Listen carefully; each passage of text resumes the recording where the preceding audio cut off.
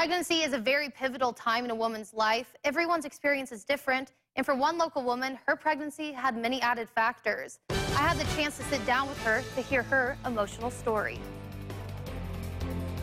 Mrs. Huber had a baby just 2 months ago. This was my fourth boy. But she has only seen him twice because she is in prison. I am here for a felony possession charge. I caught my charge in, I believe, March of 2 years ago, actually. Huber hasn't been home in 10 months and has only seen her baby for a matter of hours in the prison visitor center. They haven't bonded with him, not once, and it's hard.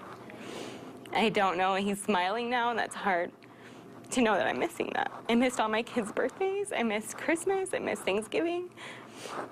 It's rough, and I'm gonna have to go back and make up that time. She had doctor's appointments at the medical center in the prison, but after going into labor early, she was sent to Portage Medical Center for delivery.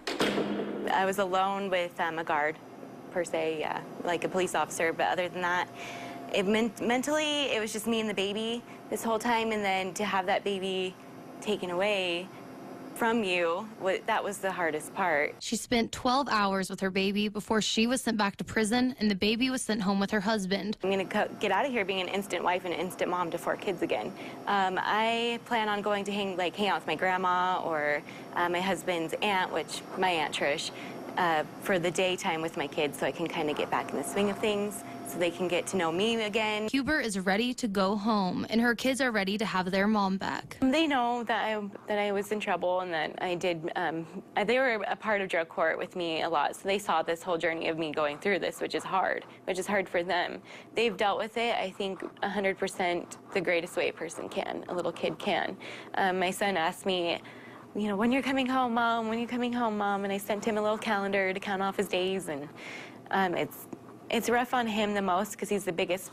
My oldest is 7. Both Huber's parents battled addiction, and it took her mother's life. But she hopes her recovery can show her newborn son that the cycle can end. But you can come back from it, and hopefully that shows him that I was this way, came this way, and now I'm going to go back this way.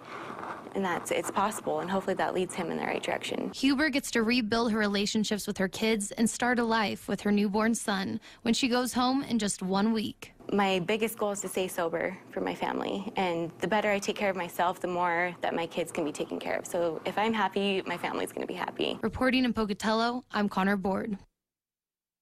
Since I sat down with Mrs. Huber, she is now back home with her children in Power County.